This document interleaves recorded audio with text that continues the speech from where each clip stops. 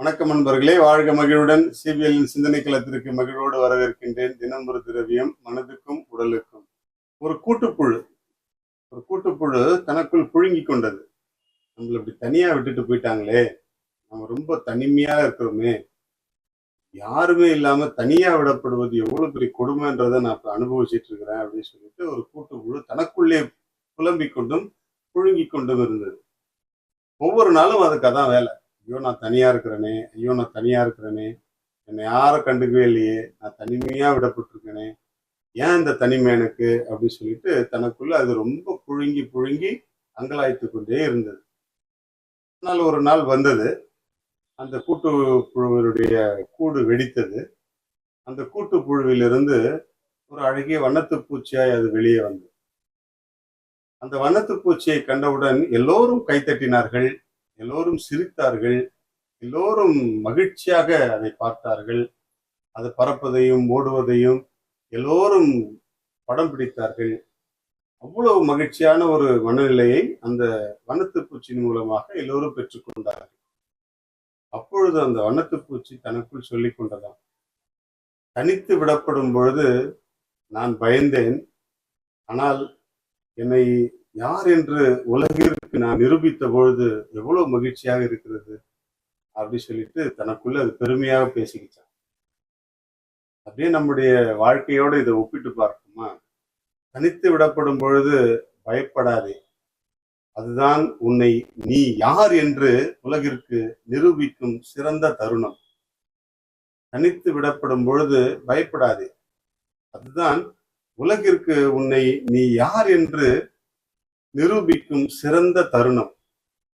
இது நம்முடைய வாழ்க்கையோடு ஒப்பிட்டு பார்த்துக் கொள்வோம். நாம் கூட பல நேரங்களில் தனிமையாக உணரலாம். வாழ்க்கையில யாருமே உதவிக்கு இல்லை, யாருமே நம்மளை கண்டுக்கிறதே இல்லை, யாரும் நம்ம கூட சேர மாட்டேங்கிறாங்களே அப்படின்னு சொல்லிட்டு ஒரு கூட்டுப்புழுவை போல தனியாக வாழ்ந்து கொண்டு இருக்கக்கூடிய சூழ்நிலை இருக்கலாம். அந்த அங்கலாய்ப்புகளுக்கெல்லாம் ஒரு நாள் விடை கிடைக்கும். என்ன?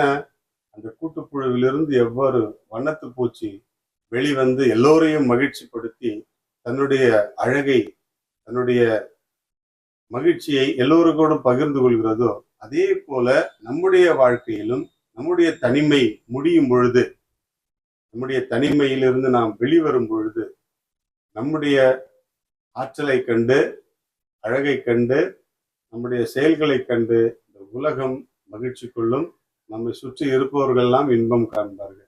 அப்படிப்பட்ட ஒரு தனிமைக்கு நாம் நம்மை பக்குவப்படுத்தும் பொழுது நம்முடைய வாழ்க்கை வண்ணத்து பூச்சியாய் வண்ணமயமாய் மாறும். எனவே நாம் தனித்து விடப்படுகிறோம், எல்லோராலும் கைவிடப்பட்டு விட்டோம் என்கின்ற அந்த சூழ்நிலையை ஏற்றுக்கொள்வோம்.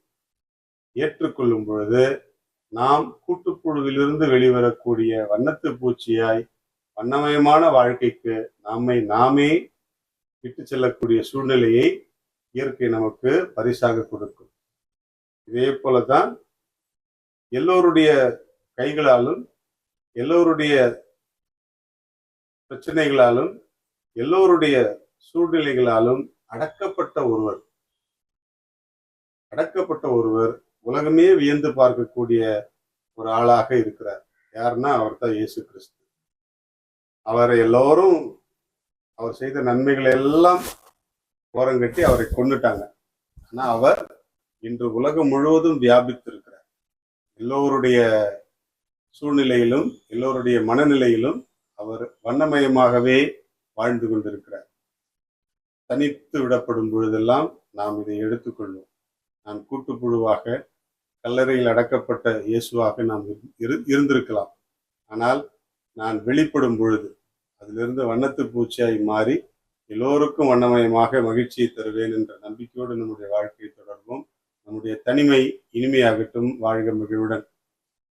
இன்றைக்கு சுரைக்காய் இரத்தத்தில் சர்க்கரை அளவை, உயர் இரத்த அழுத்தத்தையும் சீராக வைக்க உதவுகிறது. உண்மைதான். ஆனா நம்ம இந்த சுரைக்காயை சாப்பிட்றதுக்கே ரொம்ப சங்கடப்படுவோம். அது என்ன ஒரு காய் அப்படின்ற மாதிரி. ஆனா அதுல அவ்வளவு பலன்கள் இருக்கு. ரத்தத்தில் சர்க்கரை அளவையும் உயர் ரத்த அழுத்தத்தையும் கட்டுப்படுத்தி அழகா மெயின்டைன் பண்றதுக்கு சுரைக்காய் ஒரு நல்ல உணவாக பயன்படுத்தி பாருங்கள். வாழ்க மகிழ்வுடன்.